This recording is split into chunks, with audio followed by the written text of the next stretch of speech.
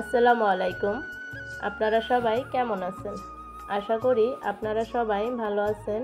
প্রতিদিনের মতো আরও একটা ভিডিও নিয়ে আপনাদের মাঝে চলে আসলাম। তো সম্পূর্ণ ভিডিওটা না টেনে আপনারা দেখতে থাকেন। তো দেখতে পাচ্ছেন আজকে বাড়িতে বসেই কি সুন্দর সুন্দর ছোট ছোট শরবতের গ্লাসের সেট কিনতেছি, মানে দেখে খুব ভালো লাগতেছিল। তো এখান থেকে 2 সেট কিনা হয়েছে শরবতের গ্লাসের সেটগুলো। তো মানে যদিও এইগুলো বোতলে কাটা গ্লাস, তো তারপরেও দেখতে খুব ভালো লাগতেছিল। তো এখান দিয়ে 2 সেট কিনা হয়েছে।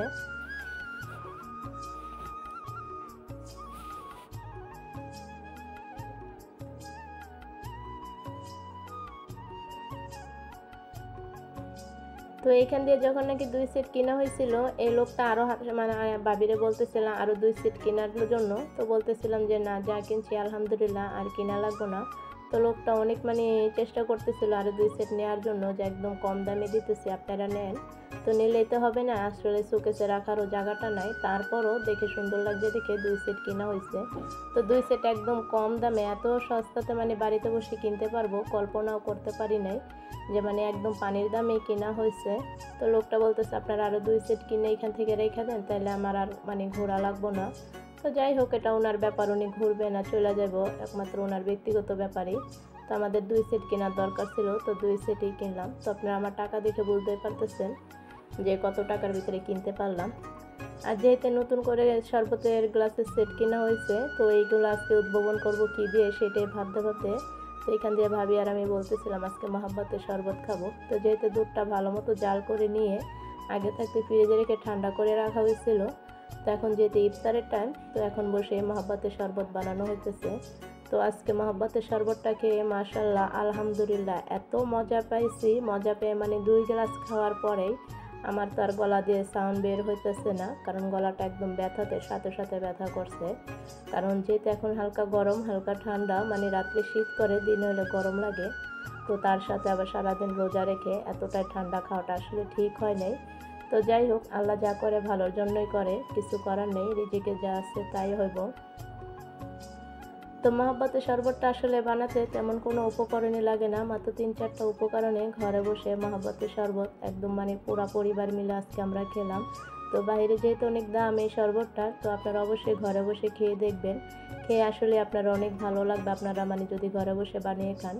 তো এখানে চিনি আর 1 লিটার দুধ, তার সাথে ছিল এখানে তরমুজ আর অল্প করে রুয়াবজা ছিল।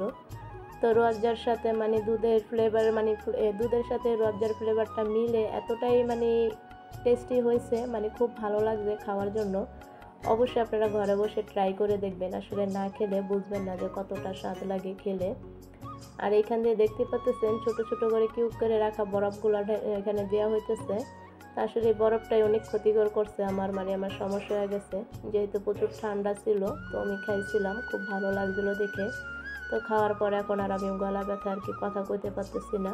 তো অনেক চিন্তা ভাবনা করে তারপরে আজকে আমি মানে আমি ভয়েস দিলাম এই ভিডিওটা, যদিও ওই ভিডিওটা আরও 2-3 দিন আগে। তো গলা ব্যথার জন্য আমি দিতে পারিনি আপনাদের মাঝে। তো দেখতে পাচ্ছেন এখানে মানে কত সহজে অল্প করে মানে মহাব্বতের শরবতটা বানানো হয়েছে। তো কেমন হলো অবশ্যই আপনারা কমেন্টের মাধ্যমে আপনাদের মতামত জানাবেন। তো এখানে যেতে 1 পাতিল মানে মহাব্বতের শরবত বানানো হয়েছে, তো সবাই মিলে খেয়ে মানে এক নিমেষে পাতিল পুরা খালি হয়ে গেছে।